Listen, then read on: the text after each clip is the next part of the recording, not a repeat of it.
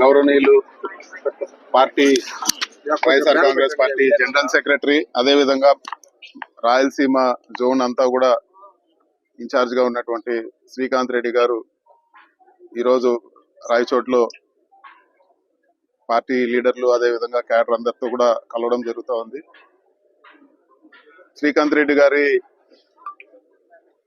ఆదేశాల మేరకు ఇది వరకు రాయచోటి పట్టణానికి నేషనల్ హైవే, అదే విధంగా బైపాస్ అభివృద్ధి పనులు కానీ, అదే విధంగా మదనపల్లి కనెక్టివిటీ కానీ, అదే విధంగా పీలేరు కనెక్టివిటీ కానీ, ఈ రోజు అభివృద్ధి కార్యక్రమాలు, అదే విధంగా మరీ ముఖ్యంగా ఈ పార్లమెంటు సెషన్ లో, ఇప్పుడు ఏదైతే జరిగిన పార్లమెంట్ సెషన్ లో శ్రీకాంత్ రెడ్డి గారు లెటరు, అదే విధంగా ఆయన సూచనల మేరకు మంత్రిని కలవడం జరిగింది. రైల్వే మినిస్టర్ ఒకటే చెప్తా ఉన్నారు, కడప బెంగళూరు లైన్ మేము చేసేదానికి సిద్ధంగా ఉన్నాము, కానీ ఇక్కడ ఉండే రాష్ట్ర ప్రభుత్వము, ఇప్పుడు ఉండే చంద్రబాబు నాయుడు గారి ప్రభుత్వము మ్యాచింగ్ గ్రాంట్ ఇవ్వాలి, వాళ్ళు మ్యాచింగ్ గ్రాంట్ ఏమాత్రం మేము సహకరించడం లేదు, ఈ రోజు చేయడానికి కష్టంగా ఉంది అని చెప్పి ఆయన మాట్లాడడం జరిగింది.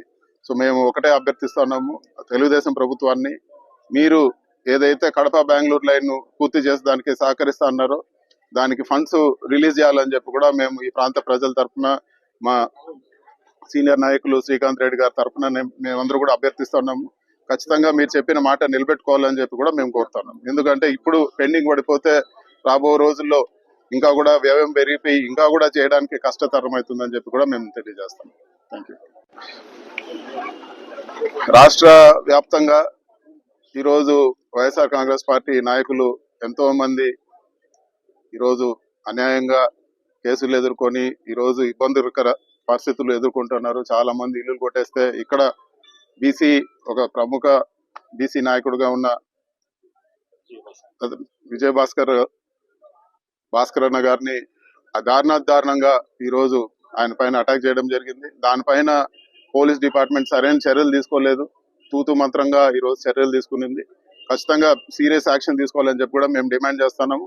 ఒకటైతే వాస్తవము, ఈరోజు భాస్కర్ అన్న పైన దాడి కానీ, అదే విధంగా జరిగే అరాచకాలు కానీ, ఇవన్నిటి కూడా ఒకవేళ ఇప్పుడు న్యాయం జరగకపోతే వచ్చే 2 ఏళ్ళలో మా ప్రభుత్వం వస్తుంది, ఖచ్చితంగా న్యాయపరంగా వీళ్ళందరిపైన ఖచ్చితంగా యాక్షన్ తీసుకుంటామని చెప్పి కూడా తెలియజేస్తున్నాను. పీడీ యాక్ట్ పెట్టైనా కానీ, పీడీ యాక్ట్ వర్తిస్తే పీడీ యాక్ట్ పెట్టైనా కానీ వాళ్ళందరిపైన కఠిన చర్యలు తీసుకుంటామని చెప్పి కూడా నేను తెలియజేస్తాను.